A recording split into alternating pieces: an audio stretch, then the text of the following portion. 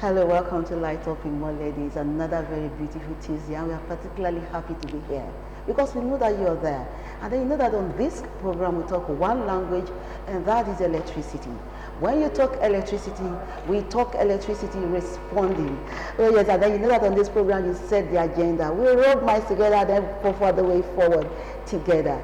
Exactly where we are going today. Yes, just stay back, get everyone around, to stay back and enjoy all of this program. Today our guests are already here, ready and hot. That's what we say. You don't know where our guests are coming from. Oh God, you don't want to miss any part of the program today.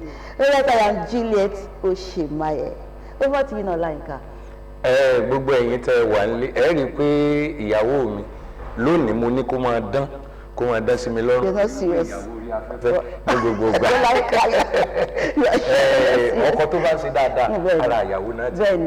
Mo kí yín dáadáa, mo kí yín káàbọ̀ sórí ètò tá a pè ní ìmọ́lẹ̀ dé Light Up lọ́jọ́ mẹ́jọ torí pa àmọ̀ pé wà ń bẹ̀ ló jẹ́ káwa náà wà ń bí. Ìdùnnú yín ni ìdùnnú ti wá torí wípé àwa àti yín nǹkan náà ni wá.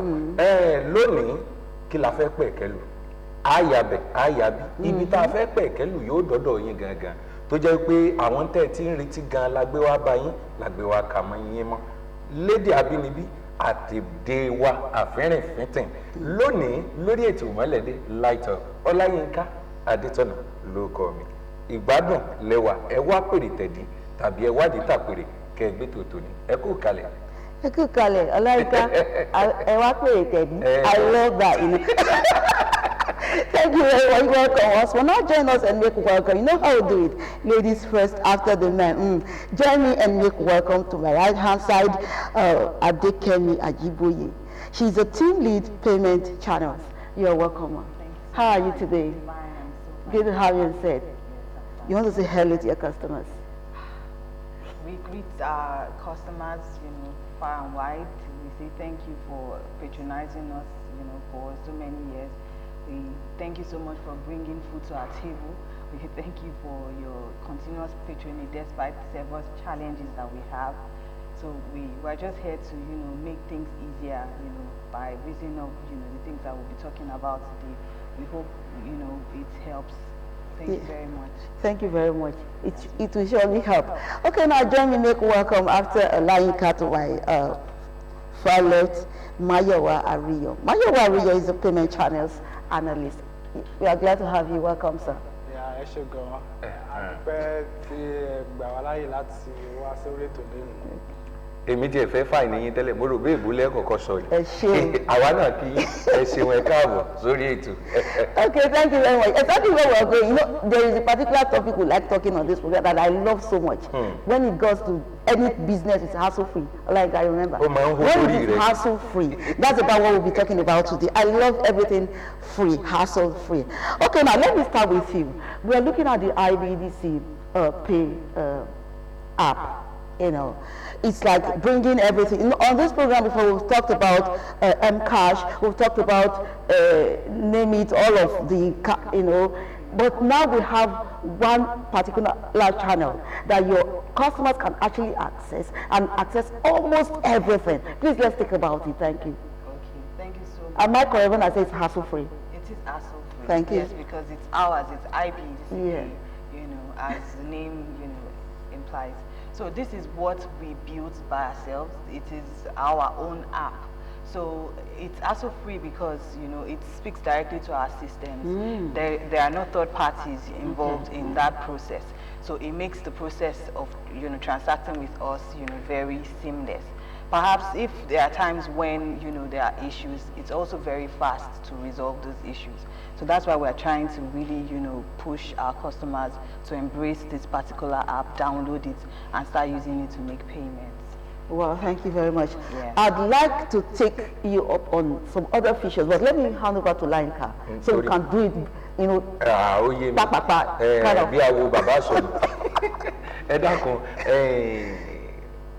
Alàgbà Àríyọ̀ ẹ dákun ẹ bá mi lọ ní kánmọ́nkóbó lérí àwọn ojúpọ̀nà tí a fi ń sanwó sí àpò àsùnwọ̀n iléeṣẹ́ IBEDC pàápàá jùlọ àpò IBEDC Pay tá a mọ̀ sí wípé ó yá jù ṣùgbọ́n ẹ dákun ẹ bá yan nàná ẹ̀ kí ni wọ́n ń pè ní àpò àsùnwọ̀n àti wípé àǹfààní wo ló wà ń bẹ̀. ok ẹ ṣe gan-an olóòtú àpò àsùnwọ̀n yìí ó jẹ́. ẹ̀yin lè sọ bẹ́ẹ̀ bá ṣe mọ̀ ẹ má jẹ́ kí n fi Yorùbá tèmi gbé yín lọ bò mí. ok nǹkan tẹ́ àpò àsùnwọ̀n yẹn mọ̀ pé nǹkan tẹ́mí ni pé wallet system so nǹkan tẹ́ pé wallet yẹn ó wà lórí app Ibedc Pay yẹn ó wà ní wallet feature tó yẹ pé customer ó lè fi owó sí wọ́n lè fowó sórí wallet yẹn so ìgbàkígbà tó bá wù wọ́n lè lọ sórí wallet yẹn tó bá fẹ́ san owó náà àbí wọ́n fẹ́ ra náà wọ́n á kọ́ lo owó tó wà lórí wallet wọ́n á fi san owó láti bẹ̀. bẹ́ẹ̀ni. lẹ́yìn yẹn bó o ló ṣe bíi pé èèyàn gbé olófòfó wá káyàn mọ́lé gbẹ̀ bó o ló ṣe pàtàkì sí iléeṣẹ́ Ibedc tó. bẹ́ẹ̀ni ó ṣe pàtàkì nítorí pé a fẹ́ káwọn kọ́sítọ́mà kan máa dààmú tó máa fẹ́ ra náà àbí tó máa fẹ́ sanwó iná so torí ẹ̀ la fi dá app sílẹ̀ jẹ́ pé any transaction máa ṣe lórí ẹ̀ it is very fast ó yára gan ó dẹ̀ easy fún láti ṣe láti lò. ẹ ṣeun ẹ jẹ́ n padà sí ọ̀dọ̀ Juliet. Thank you, Olayinka. Apart from the fact that you said it's it's an easy way for your customers to pay, I know there are some other benefits, especially when you talk about electronic transactions today. What we want to think about first is how much deductions. Okay. How much deductions? Thank you for bringing that. So I'd like us to look at that. I'd like us to also look at the process, how to get there. Thank you. Okay, thank you. Now, for most apps that you would use, there are commissions that you need to pay. Yeah. For you to use a particular maybe option, maybe card transfer and the likes. But for Ibedc Pay, they don't charge you anything. As in zero? Zero charges. Wow. That's it. What was your second question? The second question is, now I want to make use of the... how do you go about How do I go about making use of it? For Android users, Okay. like if you have a Samsung phone or other phones, separate from iPhone, Okay. you go to your Google Play Store, Okay. you just type in Ibedc Pay, Okay. just like we have it on our t-shirt. Just type Ibedc Pay, it will bring that particular app out and download it. So you can actually sign up with your email address or just log in with your meter number. Okay. That's how to go about it. And it's also available on iOS. That's Apple Store. So you can go there to put Ibedc Pay there, and then it will bring it out. So it's very seamless to download, and it's actually the navigation process is also very friendly, user friendly. So it's not anything difficult. So and both prepaid and postpaid customers. Prepaid and postpaid customers, it's available for both. The only customers that cannot make use of this are the prepaid that use card. We call them our non-STS prepaid customers. If you have a meter that you have to insert your card into that meter before you can load energy on that card, you will not be able to. Those are. But is there nowhere such customers can be onboarded? To get to be able to use it. Yes, that they change their meter. They will have to change their meter. All right, go on, thank you. Have to change their meter.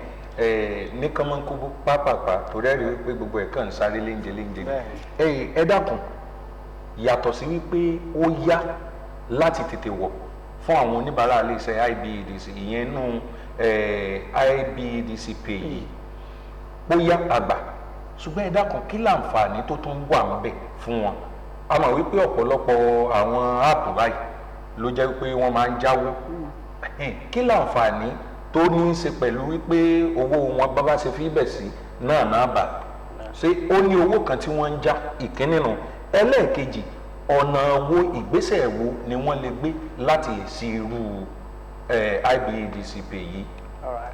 ẹ ṣe gan-an olóòtú nípa ti owó kò sí owó kan tí wọ́n já iye owó tó bá ti rà náà ni wọ́n máa fún ẹ so àǹfààní kájọ bẹ́ẹ̀ tún ṣe béèrè pé àwọn àǹfààní òun ló tún wà ń bẹ̀ bíi pé ní ìsìn báyìí tí customer tó bá fẹ́ wo history àwọn transaction tó ti ṣe sẹ́yìn àǹfààní ẹ̀ wà lórí app yẹn láti wò gbogbo the last 10 yóò wọnú iléeṣẹ́ Ibedc gangan lọ yóò débẹ̀ pé gbogbo transaction last 10 transaction tó ti wà pẹ̀lú wọn máa rí bẹ́ẹ̀ ó ní receipt náà tó lè print ń bẹ̀ bí i ọ̀dọ́ nídìí receipt tó fẹ́ lò o lè lọ sórí ẹ̀ kó print e-receipt yẹn jáde so fún ìbéèrè kejì tẹ́ béèrè pé báwo ló ṣe rọrùn láti gbà ẹnikẹ́ni tó bá ti ń lo Android phone àbí iOS tó bá ti lọ sórí Play Store àbí Apple Store kó lọ bẹ̀ kó tẹ IBDC bá ṣe kọ́ sí ara tó wà lára yín bẹ́ẹ̀ ni tó bá ti lọ síbẹ̀ kó kọ́ síbẹ̀ kó rẹ̀ download ẹ̀ tó bá download ẹ̀ tó bá ti install ẹ̀ ó bẹ̀ sí ń lò nìyẹn. ó ti di rọrùn náà. ó ti di rọrùn. ìbéèrè kan ta wọ́tasẹ̀ lọ́wọ́ mi ṣùgbọ́n ẹ jẹ́ n kọ́kọ́ tún padà sọ́dọ̀ Juliet torí ìbéèrè yìí ó ṣe pàtàkì. Thank you very much.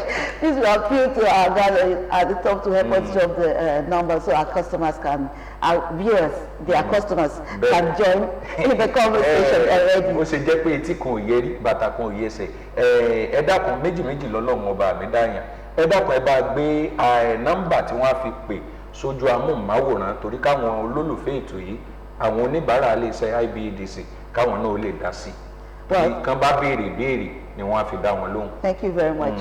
You know, some of the feedback you had with your customers with regards payment, and somebody gave, for instance, in the compound where you have about 10 rooms, you know, we're all supposed to pay maybe 2K or 5K, and then someone goes to pay, and then the next month your officers come in, is as if not all of the amount was paid.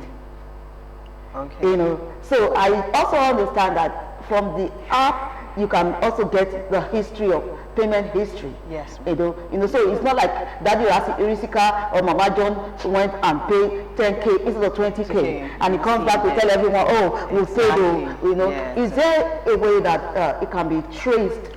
And then another question: how can customers, for instance, we also have this kind of problem feedback. I paid and I was debited and I was not given a token.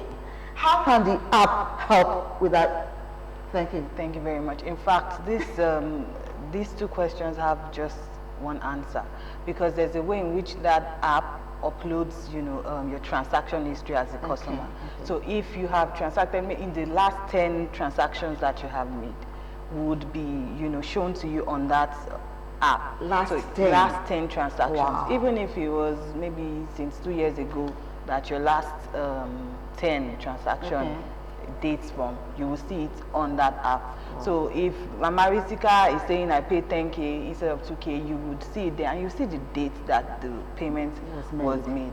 So it's very, very transparent, you know, for the customer, for us, and even for the field officers that also go to these customers' houses to, you know, challenge them about payments or push them to make payments. Okay. So it's that's one benefit that app, you know, gives to our customers. And then if I'm debited, yes, if you're debited, yes, sometimes you're debited and that transaction is already successful. Okay. So if you're not getting it maybe via email address that you supplied, and you cannot get your token in maybe less than 5 minutes, you can go to that app. That's the transaction history. Your token will be there. So is that quick, 5 minutes?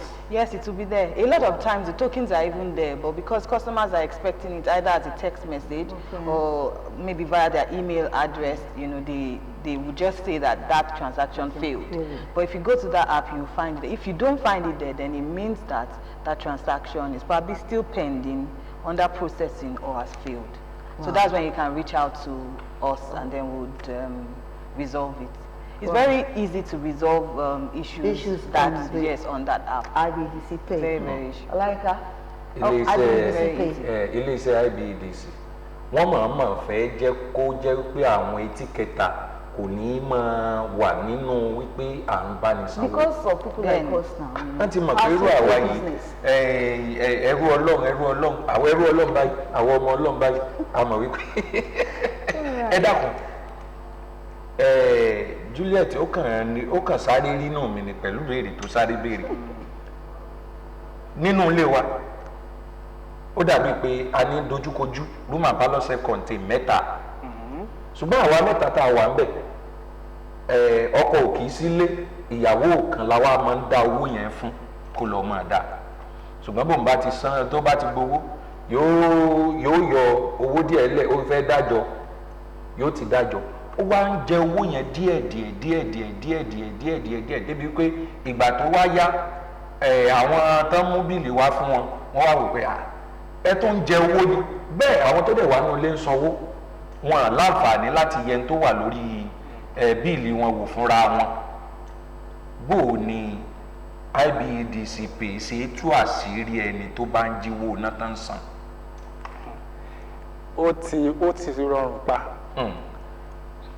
So far pé gbogbo ẹ̀ńtẹ̀ wà nílé ẹ̀ lẹ́ ti mọ account number yín ọ̀bí meter number yín. Láti mọ meter number. Láti mọ meter number yín. Kí gbogbo yín kẹ́ lọ download app Ibedc pay yẹn. Tẹ́ bá ti rán nìyẹn pé kó lọ bá yín sanwó. Tẹ́ni bá ti jíṣẹ́ tó bá ok mo ti gbé dé mo ti sanwó.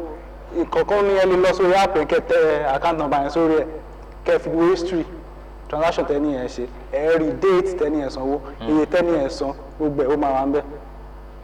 Bó ṣe sanwó iye tó san bọ́ bá fún ní 10,000 tó san 5,000 ẹ rí bẹ́ẹ̀ fi yòókù dájọ́ àṣírí òtù ó ti di rọrùn ó ti bá rọrùn dé. Lẹ́yìn ẹ̀ ká wá sọ wípé ilé kan lèèyàn fẹ́ rà èèyàn fẹ́ ra ilé báyìí ṣùgbọ́n ilé tó fẹ́ rà yìí o láǹfààní láti gba gbogbo dọ́kúmẹ̀ntì wọn torí ò tí ì ra tàbí ilé ló fẹ́ gbà ó wá wò wípé o fẹ́ mọ bẹ́ ṣe ń sanwó iná sí àbíkú bó ni wọ́n ṣe jẹ gbèsè sí irú gbèsè wo ló wà lọ́rùn wọn ó dàbí pa ní ìpè Adéníyì láti Sangota. Ẹ̀lọ́ ẹ̀ ti wà ní òpó. Ẹ káàárọ̀. Ẹ káàbọ̀ sórí ètò. Ìyẹ̀sà ti ṣe takuntakun. Ọ̀yà à ń gbọ́ yín o. Ẹ béèrè ìbéèrè kan nù lórí prepaid meter mi mọ̀ bóyá ó ní ẹ bá gbọ́ sókè ẹ ìtọ́jú aláàbọ̀ yìí. Ìbéèrè tí mo fẹ́ béèrè ni pé ẹgbẹ́ tí ọba lọ sanwó prepaid meter nísìnyí báyìí ó máa tó bí ọjọ́ mélòó ni a máa béèrè gbà láti wá ṣe solution náà. Ẹ má bínú gbogbo ìbéèrè tẹ́ ń béèrè láǹfààní láti gbọ́ níbi tá a wà yìí bóyá tẹ́ ẹ bá láǹfààní láti pè padà àbẹ́ lè gbóhùn sókè jù báyìí lọ díẹ̀ sí i. Ṣé ń gbọ́ wa? Tẹ́ ẹ bá láǹfààní láti pè padà gẹ́gẹ́ bí mo ṣe ń sọ lọ kó tó di pé ìpè wọlé ẹ dákun ẹni ọ̀hún ó wá fẹ́ ralé ó wá fẹ́ wò wípé òun fẹ́ mọ iye gbèsè tí wọ́n ti jẹ látìgbà tí wọ́n ti kọ́lé kóhun tó rà kóhun tó lè mọrú nítorí fẹ́ dojúkọ ọ̀tọ̀ lówó lé ọ̀tọ̀ lówó ná tí wọ́n ti jẹ síbẹ̀ bó o ló ṣe lè yẹ̀ wò tó fi lè jẹ́ wípé yóò jẹ́ àǹfààní fún un kò ní lè mọ̀ wípé kò ní lè jẹ gbèsè tí ó lò. So gẹ́gẹ́ bá a ṣe ń sọ tẹ́lẹ̀ náà nípa transaction history lórí app yìí náà outstanding balance iye gbèsè tó ti wà lórí àkáǹtì ẹ̀ tẹ́lẹ̀ ó máa ń wà ń bẹ̀ so bọ́n máa yẹ sanwó èyí tó ń san wọ́n á máa yẹ nu outstanding balance yẹn so a tún máa èyí tó bá tún kù tó yẹ kán san á wà lórí ẹ̀ ó ti wà lórí receipt yẹn gbogbo ẹ̀ ó ti wà lórí receipt tó wà. ẹni tó bá fẹ́ ra ilé ẹ̀sìn tó bá ti mọ account number ilé mítà wọn bẹ́ẹ̀ ni tó bá ti mọ̀ kó lọ sórí app yẹn kó fi sí kó dẹ̀ wo gbogbo bá ṣe sanwó bóyá wọn free ni o bóyá wọn jẹ gbèsè tó fi ń bẹ̀. iye tó ń jẹ pàtó ó máa rí ń bẹ̀. kò kàn ní kówó sí gbọ́ àtú jẹ́ padà sọ́dọ̀. Well, thank you very much, Olaika. You know, you took that off me actually. You know, when you're trying to get a house, you're trying to move house. You know, some of the things you want to check is the water. Is it working? That's the pumping machine. Is it working? The cabinets in the house, are they fixed? Are there things they need to, one can also, such a person can also get to find out through the app if the house is owing so much. Yes. For instance, I want to take a new flat, and then can I find out how much the house is owing? Absolutely, you can as a customer or a customer to be.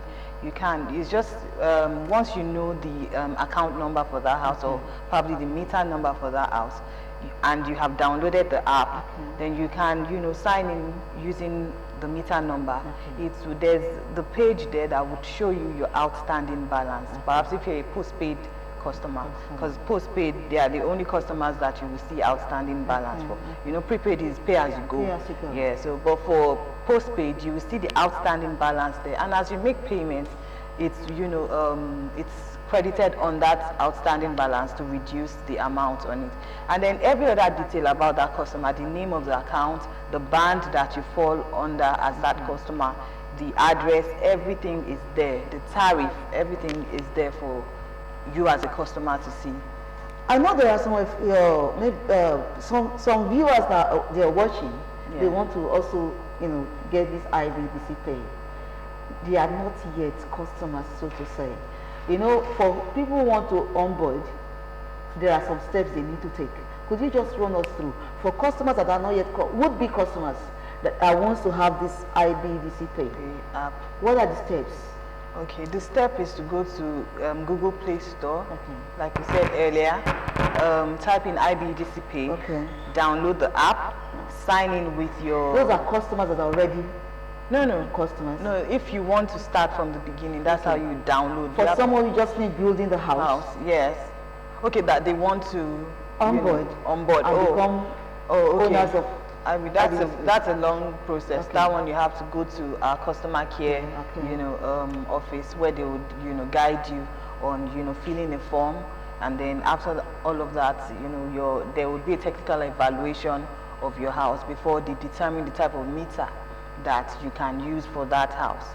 Maybe it's a 3-phase meter or a single-phase meter. So it goes through a process, So, but as soon as you have a meter in your house, you can just download it. Yes, you can start making payments. Yes. Like a cookie. Ní pápápá, ẹ dákun, ẹ bá ń lọ síbi wípé àwọn tó wá ń lo IBEDC Pay, bóyá nẹ́tíwọ̀kì tọ̀dọ̀ wọn ó ṣe ségesège bákanbákan, wọ́n wá ládojúkọ díẹ̀ bí ìṣòro ráńpẹ́, bó ni wọ́n ṣe lè yọ kúrò ńbẹ̀. Okay, so fún àwọn customer tó bá ní ìdojúkọ ráńpẹ́ lórí app yẹn, wọ́n lè kàn sí wa ní customer care wa. Àwọn yẹn máa ṣàlàyé bí ó ṣe wọ́n ṣe máa yanjú ẹ̀. Bí wọ́n ṣe yanjú ẹ̀. Pé èèyàn tó wá fẹ́ download app yìí, ẹ dákun ẹ bá ń sọ̀rọ̀ nípa ẹ̀ bóun náà ṣe lè download. So tó máa fẹ́ download app yẹn, so kàn lọ sí orí Play Store àbí Apple Store, kàn tẹ IBEDC Pay bó ṣe wà lára aṣọ yìí, kàn tẹ sórí ẹ̀, kàn download ẹ̀. Tó bá ti ní meter number wọn, kàn fi register lórí app yẹn. Come on, jẹ́ yọ̀tọ̀ mi lọ. Well, thank you so very much, Alaika. We need to take this quick break, and we'll be wrapping it up. We have to wrap up now. Remember that we are in the rainy season. You need to be safety conscious. You need to ensure that you are alive. It is when you are alive you can use the IBEDC Pay. This conversation continues on all of the IBEDC social media platforms, and then you can also get to 0700 123 9999 customer care. Then the PRO you can get 09035 397337. You can send me SMS or WhatsApp on 080 666 51743. The program continues.